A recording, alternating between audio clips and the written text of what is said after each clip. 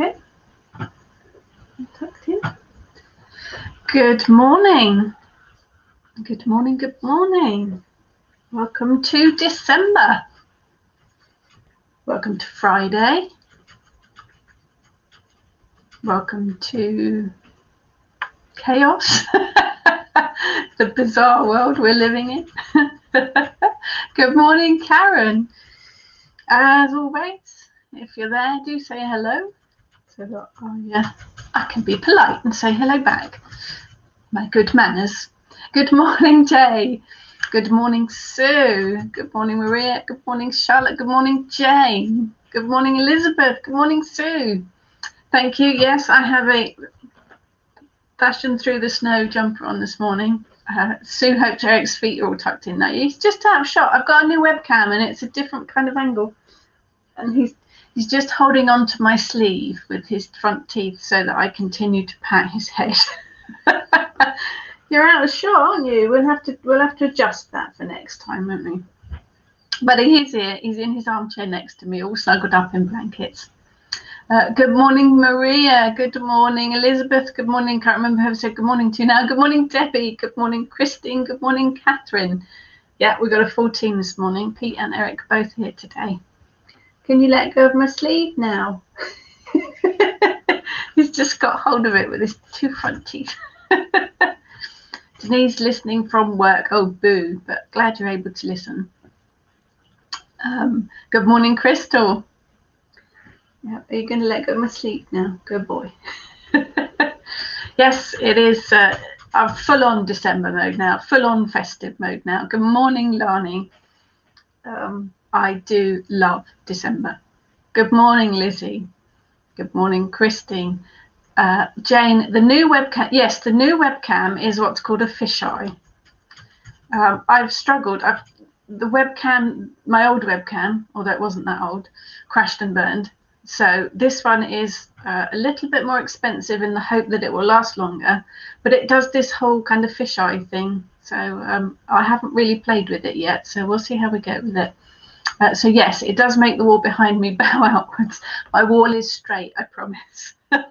I'm not living in some kind of bizarre house. But yes, I love December. Love, love, love December.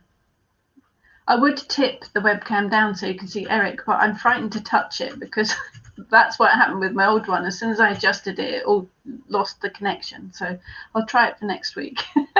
Good morning, Jess. Yeah, I am in, as you can see, full-on Mrs. Christmas Santa Claus mode. December for me is magical still, like I was still 6 years old. Good morning, Melanie. Yes, the decorations are up, but when you think about it, I think lots of people have put their decorations up early this year because it's been such a miserable year. People have put their decorations up early just to cheer themselves up, which is what we did really. But mine are always up first weekend of first couple of days of December normally anyway. I kind of see it like the Sabbats because I'm betting that most people decorated for Samhain at least the beginning of October. So I don't see Yule as being any different really. We do take them down early. Once the 25th of December is done, they all go on the 26th. We pack them all away again. Because obviously the winter solstice is 21st, 22nd-ish, depending on what year it is. So by the 25th, I'm done with it all, really. So I put it up early so that I can enjoy the energy. Jane posted her Christmas cards on December the 1st. Yeah, I did too. Good morning, Eva. Sue, I know what a fisheye is. You can get the lens to go on a camera. Yes, this has that kind of lens, but I haven't had a chance to play with it yet. So I just wanted to make sure I had a working webcam for this morning. So I will mess around with it for next week. Elizabeth has and I hope I pronounce this right, Chanuka and Yule decks up. Lovely sparkly lights. Brilliant. Good morning, Sarah. Marvelous Mrs. Christmas. Yeah, I'll take that. Christine, my excuse is that it's Yuletide. That means it starts first and ends on February. It does, doesn't it? Apparently, yes, our Viking friends celebrated for a couple of months. So I'm all for that. Absolutely all for that.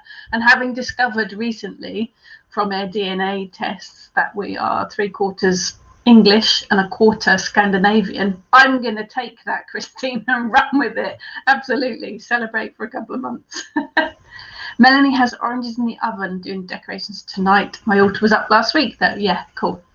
I made chocolate truffles yesterday, so we've got festive chocolate truffles at the minute because although I have been sneakily watching the cheesy made-for-TV Christmas films since October, my husband and I watched our first Christmas film together last night. So it was The Holiday Inn last night and Festive Chocolate Truffles, one of my favourite films. Elizabeth. Oh, Hanukkah. Sorry. Okay. Yes, that's the spelling of it that I didn't recognise. Hanukkah. Yes, sorry. That's me being very unknowledgeable. Please excuse me. Jane. Saturnalia. Saturnalia. Oh, seriously, you need some more chocolate this morning. Saturnalia starts on the 17th. Good excuse to start having fun early. Yep. Again, I'm up for that too. Oh, and Catherine has snow. Wow. Fantastic. Definitely very, very festive. Yeah, so each to their own. My house, my rules. If I want to start Christmas in July, I will. I'm not going to. That's a little bit too early even for me. But sadly, this year we didn't do our traditional. What we traditionally do for the last few years anyway is have a Yule craft day. Usually the end of November, with all my girls from the Kitchen Witch posse, and that kind of symbolises the start of it. And that's the last few years I've been putting my decorations up ready for that. Unfortunately, we couldn't have it this year, but I put up the decorations anyway. Good morning, Debbie. Good morning, Kelly. Lani has some Mr. Kipling frosted fancies, if they'll help. Lani, I'm Mr. Kipling in my house, really. I've got a stack load of recipes I want to make for Christmas things. I've got gingerbread roulade that I want to make next too. Sue says they have snow in Sunset. It's soft, so a lot of people call it rain. Yeah, we've got that too. Definitely.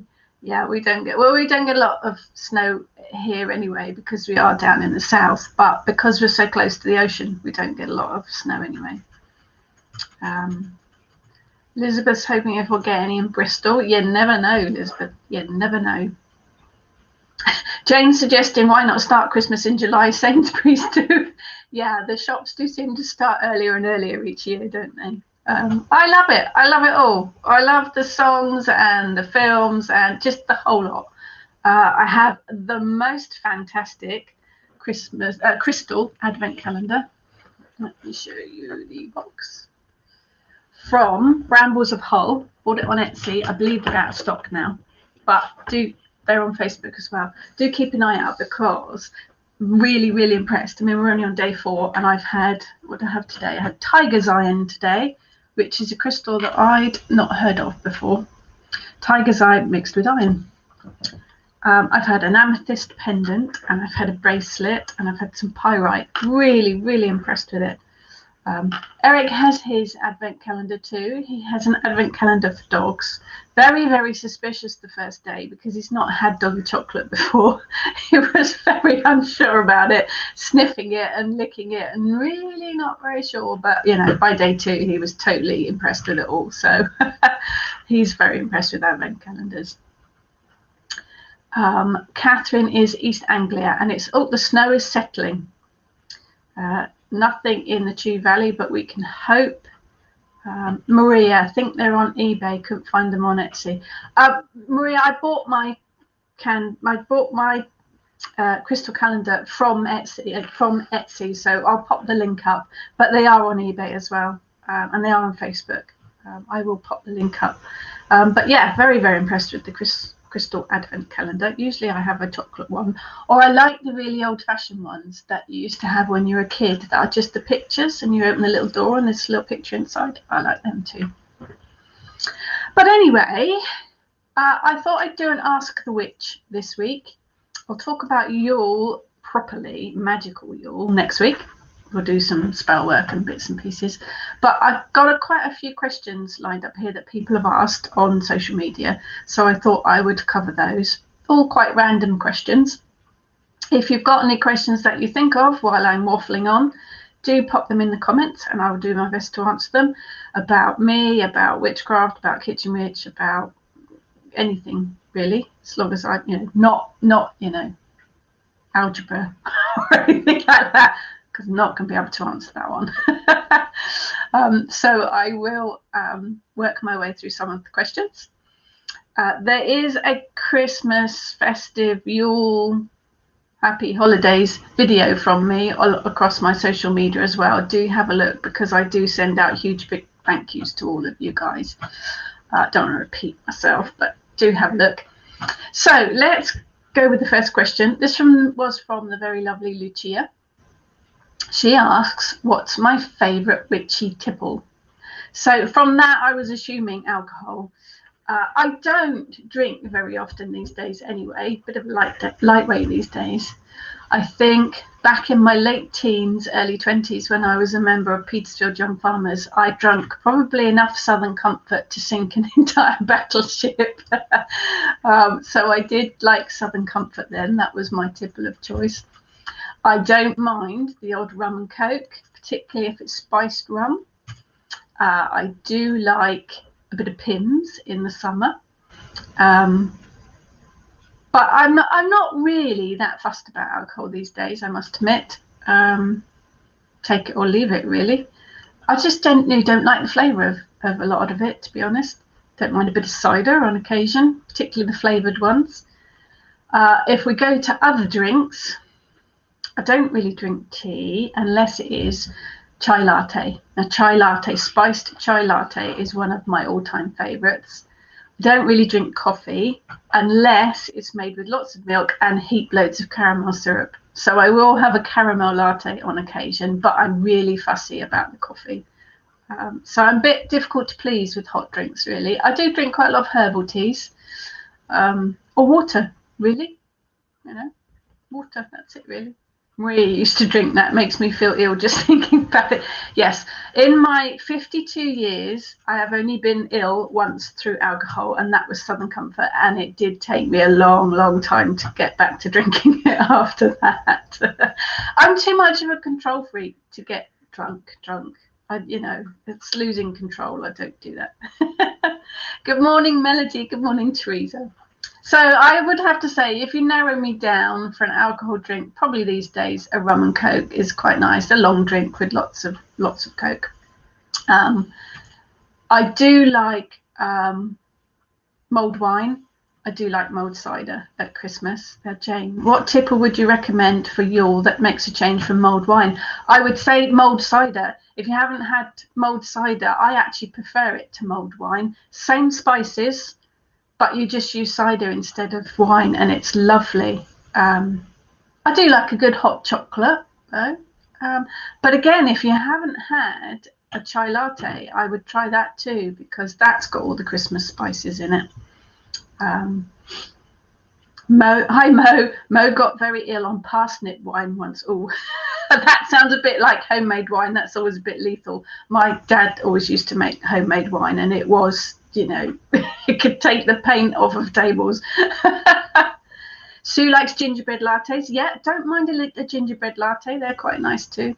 Yeah, Mo is agreeing with me on mulled cider. Yeah, it is nice. Yeah. Baileys. Charlotte likes Baileys. Actually, I once had, back in the days when I used to work in an office, we used to go up to London a couple of times a year and stay for a week and do whole show things with customers, staying very posh hotels. And one evening I had a warm Baileys with hot milk. Oh, it was lovely. Really, really lovely. Mind you, I was sitting in a really posh London hotel, just chilling out while the waiter bought me my hot milk with Baileys in it. But that was very nice. Morning, Vanessa. Christine only got really drunk once and ended up locked in a loo at a club. No. Jane suggests parsnip wine has a very high falling down factor. I bet it does. Morning, Amber. Yeah, Lani loves mulled cider too. Yeah, mulled cider is lovely. Mo has an intolerance, so never have milk. You can make chai latte with coconut milk, which is lovely. It also works with any of the plant milks as well. And you can have chai tea, black. Just make it a black tea with all the spices and just put it with hot water. It's still lovely. Teresa had an experience with Pernod. Pernod's kind of late teens type of drink, clubbing drink, isn't it? Malibu, yeah, I don't mind Malibu. That's quite nice. Cherry brandy, not bad, not bad. Cherry brandy and Coke, cool. Also really like the Kopparberg fruity ciders. Yeah, the fruity ciders are quite nice. Catherine had a thing with gin. Took me 24 years before I could, or 20 years before I could drink it again. Bombay Sapphire gin with mint leaves, strawberries, and crushed ice. Oh, now I don't really like gin, but that sounds quite nice. Lizzie has a drop of port. White port is very nice, Lizzie. If you get hold of white port, that's very nice. And a Tia Maria, yeah. Something white, bubbly, and not too sweet. Now, I'm not a big fan of the champagne, I must admit. I don't really like wine particularly. So, yes, Mo, do try. If you use coconut milk, chai spices go really well with coconut milk. Maria has lactose-free or soya now. Yeah, I use soya milk generally, but when you're having hot drinks, soya's not so good, I don't think. Coconut milk goes really well with chai. Vanessa, there are some very nice flavoured meads around. Yeah, I don't mind a bit of mead. Can't drink much of it. I think just sniffing it makes me fall over. So, yeah, Mo's had white port. It is lovely. If you can find white port, it's very nice. You have it chilled. It's very nice. Jane used to refresh her contact lenses in gin. Made her eyes go numb. Not sure that's advisable. Sue says, don't let my husband hear you talking about fruit cider. He drinks the stuff you have to fish bits out of before you drink. That's because you're in Dorset, Sue. That's the real cider drinker, isn't it? You've got to drink the one with dead rats floating in it. Maria used to drink Jameson's and Diet Coke, but can't drink more than 3 without upsetting. Or if I drank 3 of those, Maria, these days I'd fall over. Charlotte uses oat milk. Yes, oat milk's quite nice with hot drinks as well, isn't it? Dawn's a girl that likes her pint of real ale. You go for it, Dawn. I'm not a big ale lover, but go for it. Mo is going to make ginger mead from an old Viking recipe. Oh, let us know how you get on with that, Mo. That'd be very interesting. Lizzie says hot soya milk is fine, just don't let it boil. Yeah, I'm not convinced about it in teas and coffees, Lizzie. It's not bad, but if I'm having a hot drink, I'd rather have a coconut or an oat milk, I must admit. Christine is going to make me say silly words. Gluwen. It's lush when added with fruit and spices. Yeah, see, Sue's hubby is Somerset born and bred. You do have to eat the cider that comes in slices, definitely. Debbie, that sounds very posh. Debbie's going to have Disaronno on the rocks. After one, I'm usually found snoring in the chair. Yeah, that's me. That's me. Anyway, so I'm listening to all your drinks now. So yeah, I'm a bit of a lightweight these days when it comes to alcohol. Barbara has asked me, what are my 3 favourite cakes for you? Haha. Catherine says ginger tea made from fresh fruit, honey, and lemon. I like that, actually. I've got hot lemon here. Hot lemon. I haven't got any ginger in it. I could have put some ginger in it. I've got some in the freezer. Root ginger. Leave it in the freezer. Just take it out and break off a bit when you need it, and then it lasts forever. Hot chocolate coconut milk, amazing. Yep. Soya milk in coffee doesn't work, and it curdles. It will curdle, but fine in tea. Yeah, I don't really drink tea, Lizzie, so yeah. No, it doesn't. Anyway, 3 favourite cakes for you. Now, I have got a bit of a reputation for cakes. Obviously, our coven has a reputation for cakes. To be absolutely honest, I don't mind a bit of cake. I love baking them. Baking is my passion. Cakes, cookies, breads, pies, tarts, love baking. Eating cakes depends what type of cake it is. I'm usually quite disappointed when we go out to cafes that with the quality of the cakes, to be honest. But if I could choose, I would go for old-fashioned puddings instead. Bread pudding, and that's the British bread pudding, not the American bread pudding, because there's a difference. Bread pudding, there is a recipe for it on my blog, where you soak the bread in milk and put sultanas, dried fruit, spices in it, and then bake it and slice it, is probably my ultimate favourite cake. I also like bread and butter pudding, which is probably more akin to what the Americans call bread pudding, where you soak the bread, where you put the bread in a dish with dried fruit and you pour custard on it and then bake it. Bread and butter pudding, that's lovely too. I like the old-fashioned stuff. I like a proper rice pudding. I like crumbles, gooseberry crumble or cherry crumble, absolutely yummy. So as for cakes, I would probably more often go for a proper pudding than a cake, but I do like gingerbread cake. I like chocolate cake, but it's got to be a specific chocolate cake because some of them are so dry and disappointing. Do like a carrot cake. That's quite nice too. But for you, I love mince pies. Could live on mince pies. Could live on Christmas pudding, and I don't mind a bit of fruitcake either. The whole fruit and spices thing does it for me, I think. That there, Eva, you should fly to be on Great British Bake Off. That I love the programme, but it looks incredibly stressful. Sue wishes we could all meet up for festive food and chat. We're doing the best we can at the moment, Sue, but who knows next year? Who knows? Lani, we could be here all day talking about cakes. Yeah, we could, Lani. I do have cake and cookie recipes, and I have some vegan and gluten-free ones as well on my blog. Hi, Heather. Heather and I both like rice pudding, don't we? We do like rice pudding. And rice pudding, if you are dairy intolerant, rice pudding goes really, really well made with coconut milk, particularly if you throw in some spices and some sultanas. Yum. Mo's mum used to make the bread pudding. There's a recipe for it on my blog, but it's also in my cooking book. It is probably my most favourite. I add grated apple and orange juice to mine as well. Jane's suggesting gooseberry lattice tart with clotted cream. Oh, that would be on my top 10 list, Jane, definitely. Hi, Michelle. Apple crumble is a hubby's favourite. I make it at least once a month. Yeah, a crumble is always good. Debbie made my parsnip cake. It was delicious. Yeah, I do like the root vegetable cakes. They do seem to come out well. I'm glad you liked it. Dawn suggesting fruitcake with cheese. That is quite a Christmas tradition, isn't it? Fruitcake with cheese. If you haven't tried it, people, give it a try. Honestly, it works really well. Denise says, fruitcake or Christmas cake? The fruit has to be soaked for a week in port. Yes, and I think that's the thing with fruitcake. I think we're so used to it being dry and not nice. It's got to have quite a lot of booze added to it, hasn't it? And the same with Christmas pudding. Just love it. Sue suggesting anything with clotted cream. Yeah, you could eat anything with clotted cream. Clotted cream is delicious.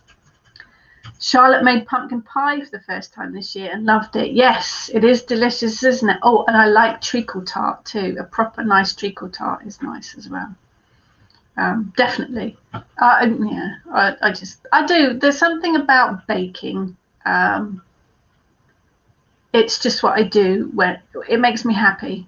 And I love it. But I actually, once you've made it all, I like to try it all. But very rarely do I think that is just absolutely delicious. I could eat the entire thing. Made a nutmeg cake a while back. That was a good one, wasn't it? Yeah, that was a good one. That was one of my husband's favourite too, because nutmeg is one of my favourite flavours. That was really nice. Could have eaten a lot of that. Swirl.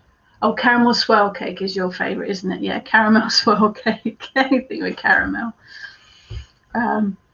Vanessa, try beetroot muffins. Oh, yes, I've put beetroot in cakes before. It does work well, hasn't it? But I haven't tried beetroot muffins. Thank you.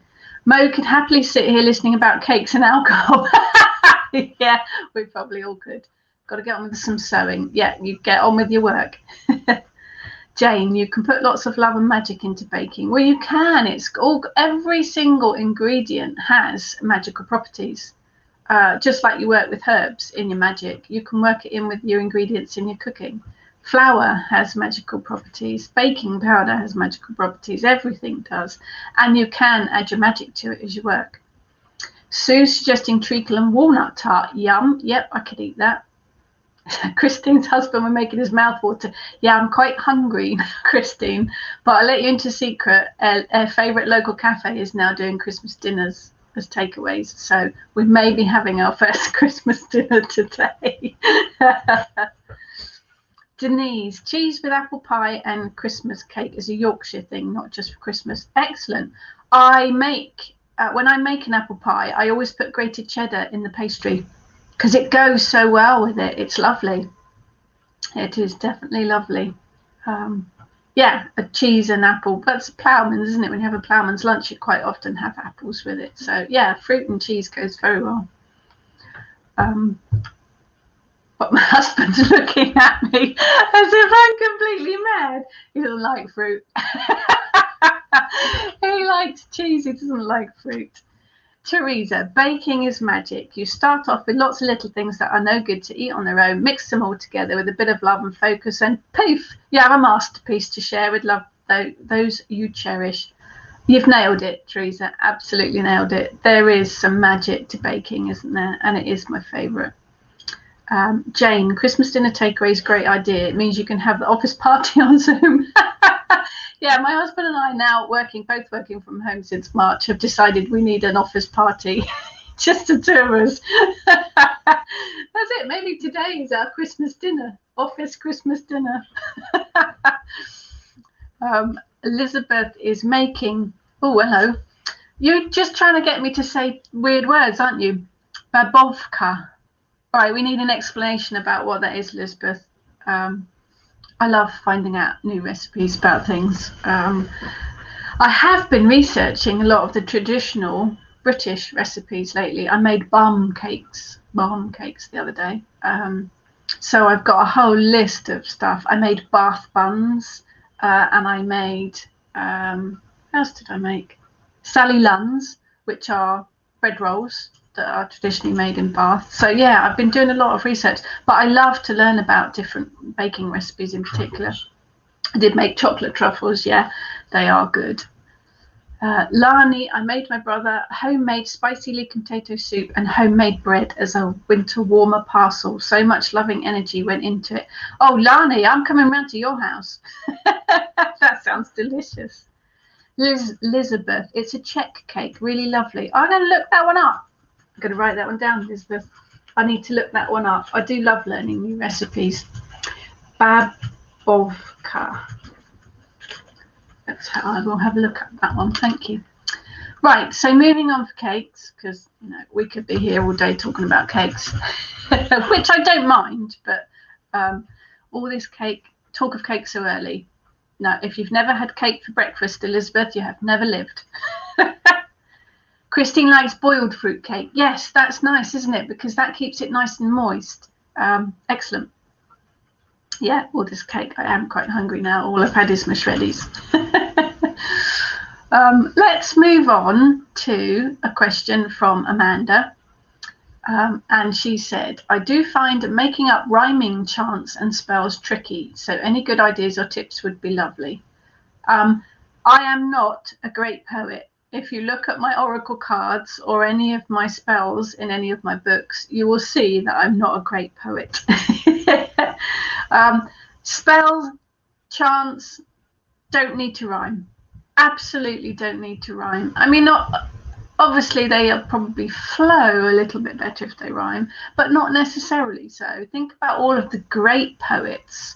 Not all of their stuff rhymes. It doesn't have to be. It just has to be words from the heart, and it has to have the power of your intent behind it. Your intent is important, but so is all the other work and effort that you put into it. The rhyming is not important. As long as the words are correct and convey what you want them to say and come from your heart, then that's the most important part. It doesn't have to rhyme at all. If you really, really feel that it needs to rhyme, then have a look on Google for a rhyming word app. There's lots of sites on Google, on the internet, that will give you type in the word, say tree, and then it will give you all of the other words that rhyme with it. So you can put something together using that. That's actually quite a useful tool, and I use that quite a lot when I'm doing chants and spells. But it doesn't have to rhyme at all. It just has to be important words to you. I find if you write a chant or a spell, the best thing to do before you use it is to say it out loud. Read it out loud as you would and see if it flows. If it doesn't flow, then you need to change some of the words, but it doesn't have to rhyme at all. It doesn't have to rhyme at all. Sue says, according to the hubby, the Somerset boy, a ploughman's is cheese, bread, onion, maybe some butter and pickles. Yeah, I'll go with that, Sue. Go with that. That sounds lovely. I could eat that right about now. Charlotte, just had dispatch notification of my KLAC book. Excellent. Enjoy. Christine, I add silly words with mine, but never rhyme, e.g. wonkily woo and giggly games. Excellent, excellent.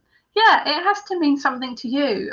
If you're not someone that works with poetry, and most of us don't, then it may even come across as being quite awkward if you use rhymes. So absolutely, Amanda, you don't need to be, it doesn't need to rhyme. It just needs to convey what you need it to convey. Just make sure it flows when you say it out loud. Maria had Indian last year. My favorite meal probably is Indian food, Maria. I like a good cottage pie. I like a good homemade chili, but I do love Indian food. Jane uses the rhyming words I know to keep it simple. A punchy rhythm helps to get a sort of shouty power behind it, especially if it's repeated a few times. It does. And I think, again, as long as it flows. If it flows, keep it short too. You don't want to be reciting hundreds and hundreds of lines and words. If you've got 3 or 4 really good words that say what you need, just repeat it. Absolutely repeat it. Maria murdered the curry. Lizzie writes poetry and none of them rhyme. It's about the rhythm and the flow of the words. When you speak it, you will hear the hiccups. Yeah, I think it is. It's about getting that flow to it. So it doesn't have to rhyme, but just practice it a few times. Say it out loud to yourself to make sure that it's quite smooth. But no, it doesn't need to rhyme at all. Oh, Lani's having chicken curry for dinner tonight. I am moving in with you, Lani. That's just it. I'm moving in. I've obviously got my Santa mug today to go with my Dashing Through the Snow jumper. There will be a different Christmas jumper each week for the next couple of weeks. Now here's an interesting one, and I'm going to throw this question back out to you. Maria, I've used words then discovered later that they're not mine. Yeah, I think we remember things too, don't we? I think if you are looking in books or on the internet, obviously there are some spells and chants in my own books, have a look at them and read them out loud. If they resonate with you, then absolutely go for it. If they don't, then see if you can just tweak 1 or 2 of the words to make it more relevant to you. If you don't want to write it from scratch, that's absolutely fine, not a problem at all. Debbie, have you tried to make cottage pie using some Indian spices? Quite nice. Oh, yeah. Yes, Indian spice cottage pie, lovely. We've had Mexican cottage pie too. We've had Mexican lasagna as well, made with tortillas rather than pasta. Heather, love your jumper and your earrings. Thank you. The earrings are little bells, coloured bells. And yeah, obviously, had to have a Dashing jumper, didn't I? Had to be done. So I've got another question here. Good crystals to put in your kitchen. So do any of you have crystals in your kitchen? Do you keep crystals in your kitchen? And if you do, why have you got them there? My first answer, my initial answer to most things really, is to go with your own intuition. I know it sounds like a bit of a cop out, doesn't it?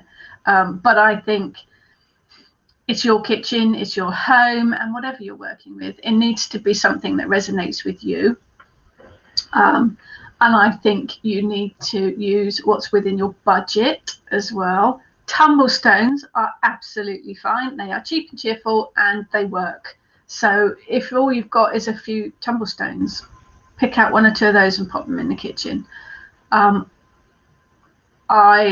don't actually have any in my kitchen, to be honest. I have a little altar. I've got a little green man altar and I put fresh flowers on it, but that's it. I've got other crystals dotted around the house, but I think, you know, it's personal choice, and it depends what you want it for. If you want it for success of cooking, or if you want it for protection, or if you want it to soak up the energy, or whatever you want it for, it'll all have it'll be different crystals for different meanings. Oh, Christine's got me a question there. I'll do that one next, Christine. Remind me if I forget. Melanie is loving Caribbean food lately. Yum. Jane, I love translating chants into Latin with the help of a dictionary, even if my Latin is a bit Potteresque at times. Makes it sound more mysterious and magical somehow. Yes, I've got a Latin dictionary. It is really quite interesting to translate it over, and it definitely sounds more magical somehow.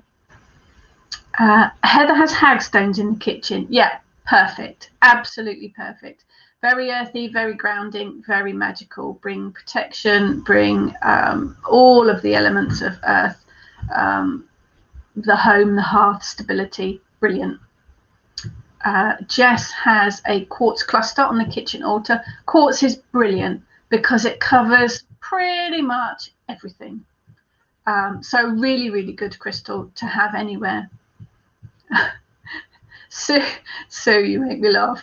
The only crystals in my kitchen is the sugar, as I left the top off the jar.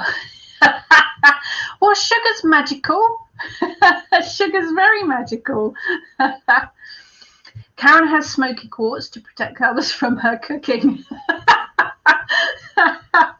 You lot are mad. You're absolutely bonkers. But yes, again, quartz, particularly smoky quartz, are very good for the kitchen. Brings in a lot of protection. Rachel has citrine. Good morning, Rachel. Rachel has citrine in her window. It's on the windowsill for protection. Beautiful. You will find, I think, though, that the sun does fade citrine sometimes, doesn't it? It faded my rose quartz that I had out in the conservatory. Lani has blue laser agate for harmony, citrine for joy, and amethyst for home and protection. Now, that's a pretty good trio there, Lani, isn't it? Pretty good trio. Eva's mother hangs hagstones in all the kitchen windows. They were traditionally hung up to protect against witches. So if you want to protect against any witches coming into your house, hang up hagstones. Yeah, it is quite traditional to hang them in the windows and the doorways to bring about protection. Teresa, I don't have constant crystals in my kitchen. I change them depending what I'm focusing on at the time. I have rose quartz, amethyst, and citrine in my bathroom all year, though. Brilliant. Yep, Vanessa says quartz is good for the kitchen, definitely. Christine, I found a stone when out for a walk one day. I'm not sure what it is, but it's blue, and I felt connected to it, and it sits in my money plant. I look at it often and feel the connection. Perfect. Perfect. Lizzie has a wooden star in the window. Nice. Very nice. So, yeah, I think quartz, good choice. Smoky quartz, good choice. Hagstones, perfect. Yeah. I think they're absolutely, or pebbles of any kind, really, absolutely perfect. Vanessa, amethyst is good for healing too. It is. Amethyst is another one of those that's really good for all sorts of things. Excellent. I'm going to answer the one from Christine. Who is your favourite author of pagan books? Oh, there's quite a list. As you can see, that side. That's only part of my book collection, so there's quite a lot there. There are favourites. I did a blog about it a while back about my favourite books. There are some that hold a lot of memories. So one of the very first books I read was To Ride a Silver Broomstick by Silver Ravenwolf. So that kind of holds a bit of my heart, really, because that was one of the first books that got me on my pathway. Perhaps not quite so relevant in modern times, only a little bit, but still a good book.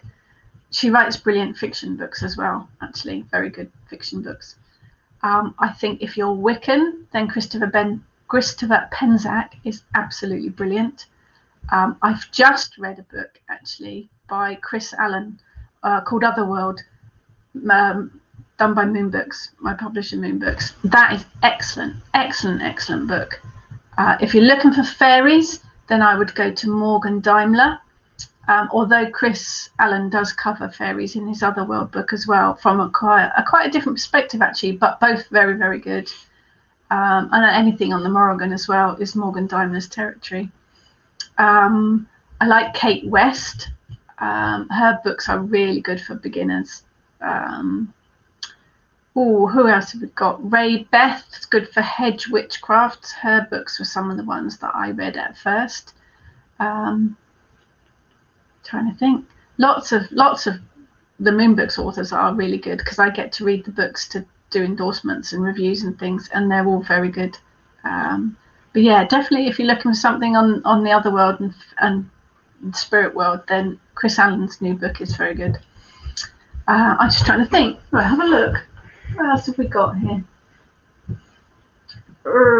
Yasmin Gale Norn, her book's very good. Oh, and if you want earthy stuff, Glennie Kindred is absolutely brilliant for any of that kind of thing. Let's see what else we've got there. Anne Mora, her Grimoire of the Green Witch, really, really good. I'll put the link to the blog that I did my favourite pagan books in, and then you can have a look through and see what you like. But there are so many good authors out there. Brilliant authors. So yes, lots of people to choose from. But I will put a link to the blog because I did write a whole list of them. We got a few comments have come up here while I wasn't looking. Oh, Ellen Sentia, the lovely Ellen. If you look on my page or on the Moon Books page, Ellen and I do a chat every 2 weeks. We just talk about all sorts of things. We ended up talking about the goddess Nematona and sacred spaces for this week's chat. That was last night. So do have a look. She's lovely. If you want to know anything about Ellen of the Ways or Merlin, she's your go-to. And if you want a different perspective on chakras, working with Celtic chakras, because the Celts worked with chakras too, her Celtic chakra book is excellent as well. Jane, Following the Deer Trods, just plopped through her letterbox from Amazon. It is very good. She connects with Eden like you wouldn't believe. Absolutely brilliant book. Yeah, Rachel and Emma both love Glennie. Yeah, her books are lovely. There's a link to the chat there. Maria, you mean waffle? Yes. Yep, we do waffle about all sorts of things. We start our chats without a subject and we just see where it takes us. Maria loves her Merlin book. Yes, she has a really strong connection to Merlin. Fascinating stuff. Absolutely brilliant stuff. There are so many good books out there. So many good books. Melanie, Celtic chakras sounds great. Yeah, it gave me a different perspective on working with the chakras after reading her book. Emma, missed the Ellen of the Ways author. Ellen Sentia is the Ellen of the Ways author. If you have a look on my Facebook author page from last night, you'll see our video of our most recent chat. Yep, Karen loves Glennie and Ellen, both very good. Oh, fictions, Vanessa, you could get, well, it's got to be Terry Pratchett. Has to be Terry Pratchett without a doubt.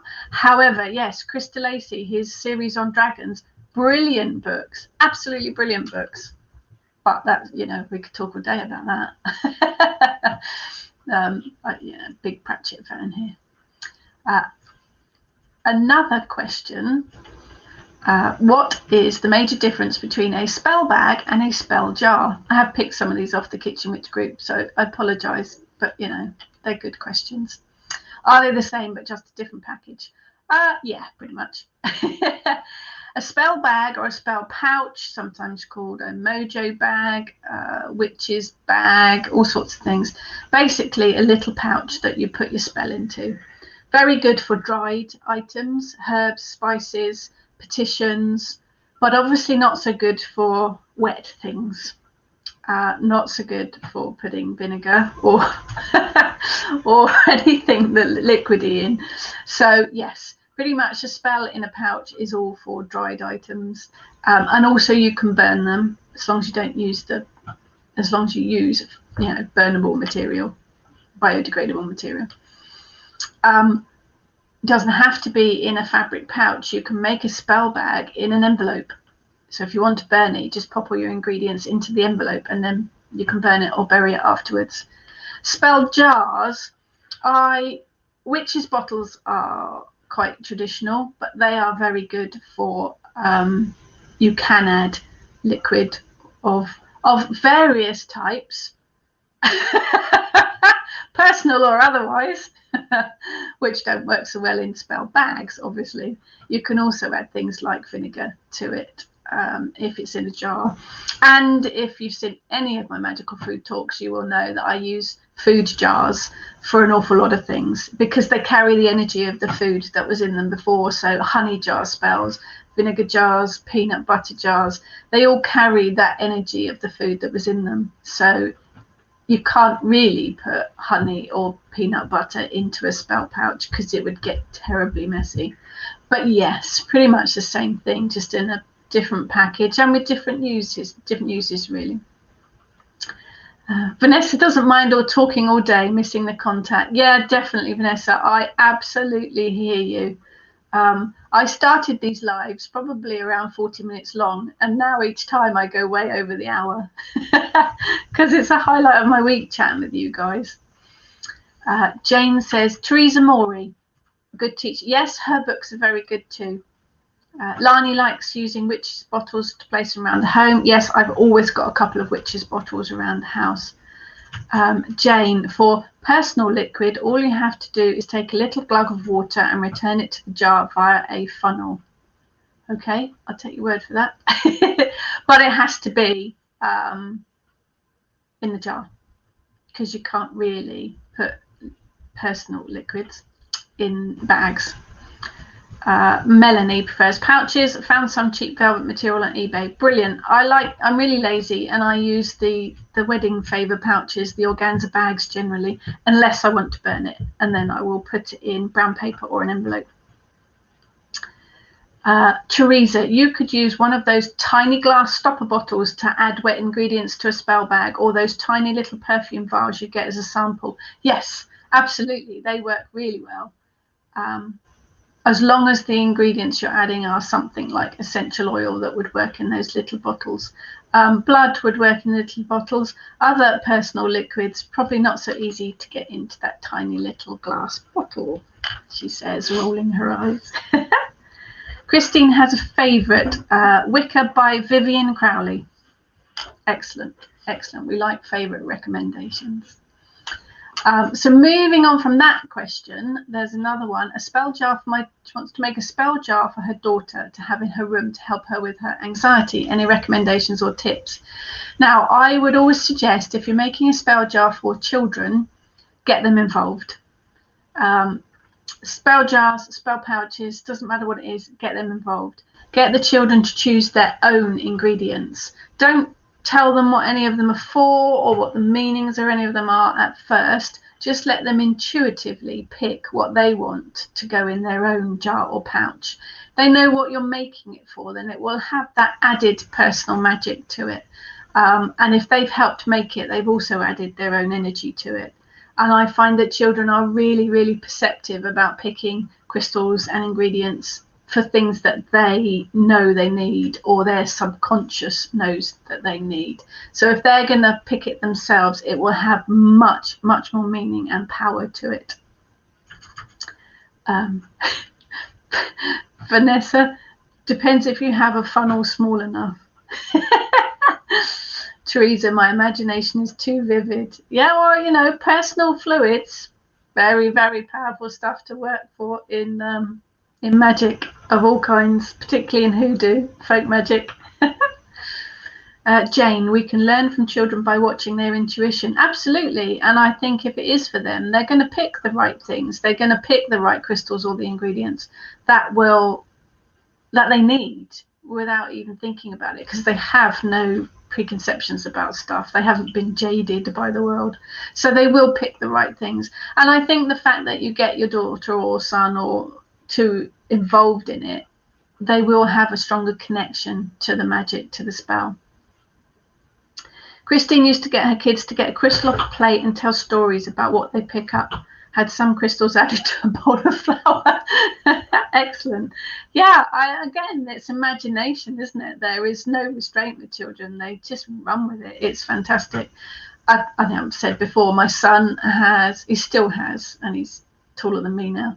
He has a couple of pouches tied to the end of his bed that we made for nightmares, and he picked his own crystals and his own herbs to go in it. My daughter always used to carry a little tiny pouch of crystals in her blazer pocket to school for protection, and they picked them all themselves, and it works so much better. So much better. Okay, crack on, get through some more of these questions. Do you let other people handle your magical tools or touch your altar? Do you? Do any of you? Are you happy if other people pick up your magical tools or mess about on your altar? We had a question on the Kitchen Witch group where some very, very well-meaning chap, his wife had asked him to light the candles in the house, and he had lit all the candles, but he'd also lit the candles on her altar without thinking about it. Bless him. He's just doing what he thought was right. Nobody seems to touch my altar in the house. They just don't really. Obviously, if you've got cats, they're going to help themselves to your altar anyway. But do you let them handle your medical tools or your altar? Melanie says nope. Emma says absolutely not. Nope. Christine, never let anyone touch my tools. Touching my records. Yes. My husband doesn't let anybody touch his vinyl. It's precious, isn't it? Or your cricket balls. It's funny, isn't it, Karen? Not really. I don't mind if it's my grandchildren. I would say that Maria's saying no. I would say the general consensus is no. I think altars are quite sacred places.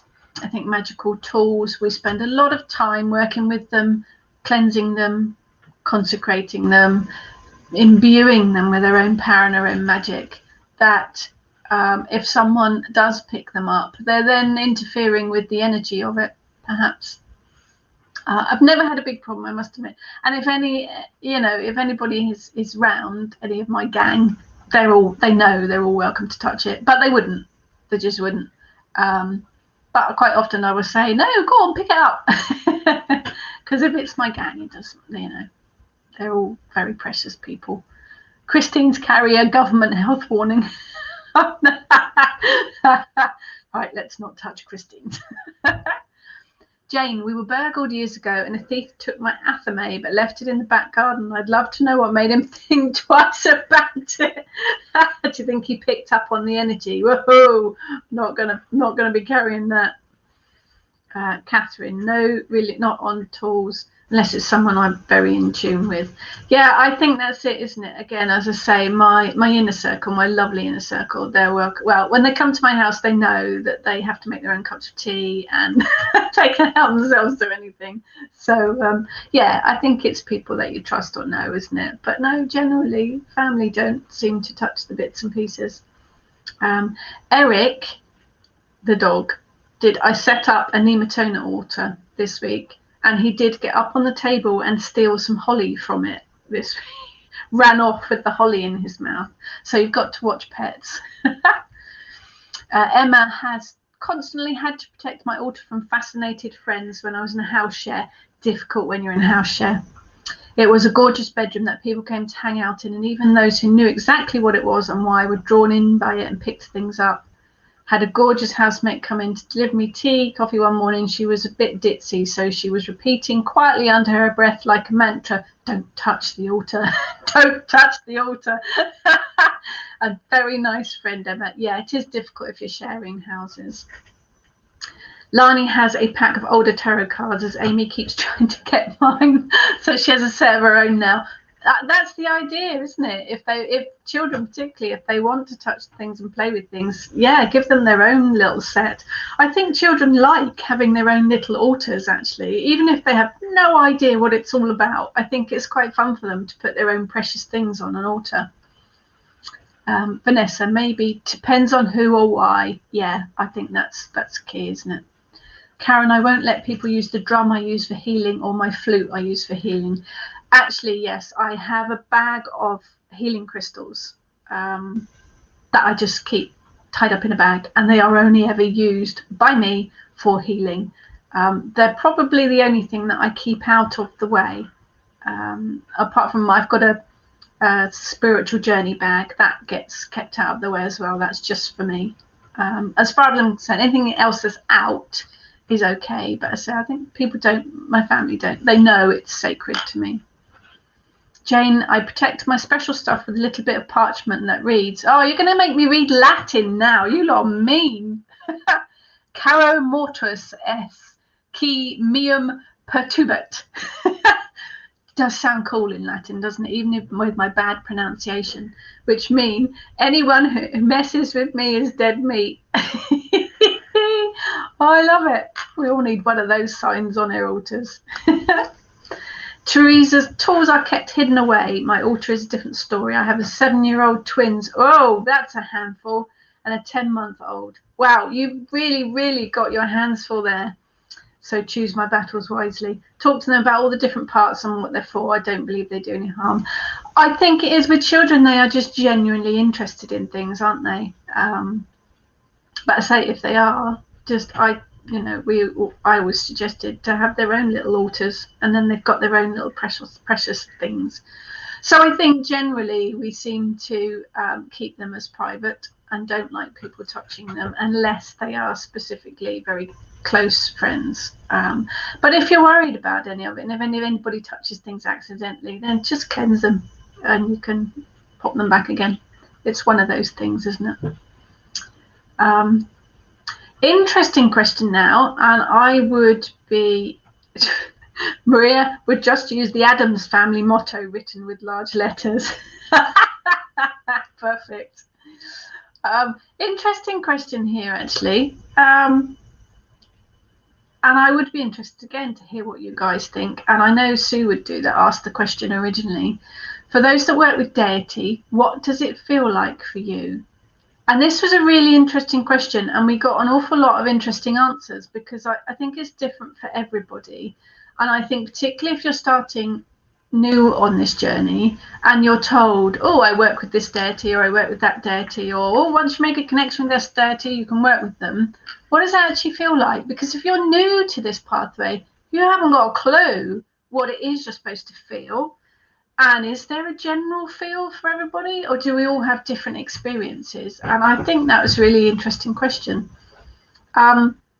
Particularly, I mean, I say quite often that Kayla kicks my butt, and she does, but how does that feel? And I think it is because when things go wrong or when I'm learning a life lesson, I just know that it's her behind it. I just know that she's kicking my butt because I haven't listened to what she's been trying to tell me. It's an interesting one, and I think you can all have different experiences. Sometimes I feel the presence. Say I've been working with Nematona since, well, last 4 days actually. I'm working with her for December for a little secret project. Watch this space. And it's been fascinating. Not a deity that I've worked with before, but I can feel her, and she's very much one of sacred places, and I can feel her. I can feel her energy from the altar, and it just feels like a presence. It is very difficult to describe, I think. So going back to altar, Jane says toy shops sell plastic or wooden workbenches for kids. I wonder if they'll ever start doing altars. We just had a shelf. My daughter had an altar. She just had a little shelf in her bedroom that she used to put all her precious bits and pieces on. Maria says, I always feel protected and comforted. Yes, I think that's it as well, isn't it? You know that someone's looking after you, even if they tell you off on occasion. Catherine says, on Deity, how I experience it, a sense of presence. Yeah, I think that's the key one, isn't it? Warmth, energy, and can be telepathic communication. Sometimes they come when I don't call to, they call. Yeah, definitely. I think we're in, it's up to them, isn't it? If we need them, they will be there. Yes, I think as well, you can often get words or comments or thoughts in your head that you think, where did that come from? Oh, yeah. Lani, for me, it's like having an energy around me. When things seem like they are going pear-shaped, I can feel her right there by me saying, it's okay, breathe, you will get through it. Yeah, it's support, isn't it? It's having that extra support there, and you just know that they're there. Emma, for me, it feels like someone is in the room beside me or in front of me, almost in my peripheral vision. It's a heavy but not an unpleasant feeling, that they are solid but see-through, and I could reach out to touch them but not. Yeah, I think it is that kind of, you can feel that presence, can't you? You know someone's looking after you, supporting you, or when you've done something stupid, you can feel them there, smack on the back of the head. Yeah, I think they provide everything you need, don't they? It is support, it is comfort, peace, energy. I think it is about faith, and I think it's about belief, and knowing that when you've been taught a life lesson, or when something good happens, or when you suddenly feel supported, it's about having that faith and belief.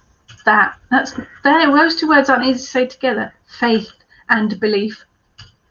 It's about knowing that it's the goddess or the god or whatever you believe in, it's them that's doing it, and it's them that's providing it for you. But I think it will be slightly different for everybody. It might be you just feel a sudden gust of wind on a windless day, or a light from the sun just shines particularly on something. Or you might find a feather or an acorn or a leaf or something a bit unusual or out of place, gifts from nature. Teresa, this really resonates and is how I mainly feel deity. It will be different for each one, some more loving, some more stern, similar to the difference between being in the room with my mum or my grandmother. Yeah, excellent. Would feel for an example. Christine, you always seem cool and calm. Do you ever feel fear? Oh, Christine, that's directed to me. Oh, yes. I was not, you wouldn't believe. If anyone's got the Curative Magic book that I wrote this year that came out with Llewellyn, it covers anxiety, stress, panic attacks, guilt, worry, fear, all of those emotions, and I have experienced and still experience on occasion all of those, because I would never write about anything that I've never actually experienced or understand. So yes, even though I stand up in front of people at Witchfest and talk to 400 people on from a stage, I love it. I still get a bit nervous beforehand, but I love it. Even though I sit here now with you guys and chat away without a script. Yes, I love it. I mean, with you guys, it's just like having a cup of tea with friends. It's lovely. But when I give talks for things, I do get a bit nervous. But on a daily basis, I do deal with things that everyone deals with. I'm a bossy control freak, and I do get... Oi, shut up in the cheap seats. Oh, I can't talk today. So yeah, I do, and I worry about all sorts of stuff. Yeah, so I do go through all of that. I absolutely do. Which is why I always have very, very feisty deities, because they know how to handle me. Melanie's getting it for Christmas. Excellent. Charlotte, I have a feeling a couple of deities are reaching out to me. I've never worked with any before. When I try things to get confirmation, I don't get a response. Even slept with a hagstone around my wrist, uncomfortable, last night in hope the Kalak appeared in my dreams, but she didn't. Maybe it is because I still have some doubt. Still feels a bit funny to me. It will come, Charlotte. It will absolutely come. But deities don't generally come when you expect them to. They are personalities, they are characters. You have to build a relationship with them. It's just like making friends with any other human being. You have to build a relationship with each deity before you can start working with them. But stay open and see what happens. Just let them find their way to you. It will happen. Just be open to whatever comes your way. Jane was doing her friend's ironing and found a feather or two in her house, which is weird because all of their bedding is polyester. My friend is a Reiki practitioner. Could this have something to do with her? I guess the feathers were not meant for me, but her. Go with your intuition. If you don't think they're meant for you, but they're meant for her, then that's how it's meant to be. Feathers generally are associated with angels, and if she's a Reiki practitioner, then it'll be from the healing side of it, I would absolutely imagine. Lani's still reading, brilliant book, definitely recommend it. Thank you, I'm glad it's very useful. Debbie, I regularly find crystals on my altar have moved from one side to the other or even upside down. Is this a sign? Yeah. Well, unless you've got children that are turning them upside down, or cats. Definitely. I would look into it, Debbie. You might, have a meditation, sit quietly and connect with the crystals and see what energies have been left with them. But definitely. Maria, they'll probably connect with you when you're ready. Yeah, I do find that Deity they'll wait till you're ready. They know they're much more knowledgeable than we are. And if you're not quite ready, they will stay in the shadows. Susie, I'm studying with Freya at the moment, so as she has been calling me. And I think that's a good place to start. Study about them first. Learn about the deity, learn about their myths, their stories, their history, where they come from. I do it quite a lot with food, obviously. If I'm working with a particular deity, then I will bake usually, or find out the food from their area, where they come from. You can look on the internet these days at where they live. You could look at their culture, their landscapes, where they come from. Learn all you can about them first so that you can build a relationship with them, because you don't want to go straight into working with the deity and knowing very little about them. So definitely learn about them first. So some interesting questions today. Thank you so much, you guys, for joining me. We have a ritual on 20th? Yeah. Sunday the 20th of December, 7 o'clock, over on the Kitchen Witch Coven Facebook group. Everyone welcome. The lovely Heather has written the ritual for us. We'll be doing it as a live, so you can join in, or you can watch the replay and join in afterwards. Myself and Ellen did our chat, so that's last night. That's up on my page, that's up on the Moonbooks Facebook page, it's up on my YouTube channel, it's up on the Moonbooks YouTube channel. We'll be doing another one in 2 weeks' time. I've got 2 more chats before I have a couple of weeks break for Yule, but I am always here. The Kitchen Witch gang are always here. Do reach out to us if you need any help or have any questions. I'll talk about Yule next week. But my last chat the week after that, before Christmas, I'll do another Ask a Witch. I've got some more questions, but if you've got any questions that you want to ask me, do let me know. Jane, years ago, I did a ritual to find out who my guardian angel is. I heard the name Frank. I asked if Frank was a girl or a fella, and Francis came up in big neon letters. He's got a sense of humour and likes animals, and I have a strong feeling he's St. Francis of Assisi. Whoa, let's not do things by halves, Jane. If you're going to have a guardian angel, let's go for someone really impressive. Excellent. Thank you, Sue. Yes, it is. I absolutely look forward to my Friday mornings with you guys, and it has turned from educational talks into chats over cups of tea and cake, which is absolutely wonderful. Yeah, have a great weekend, everybody. Always here. Any questions, just ping me. Always happy to answer them.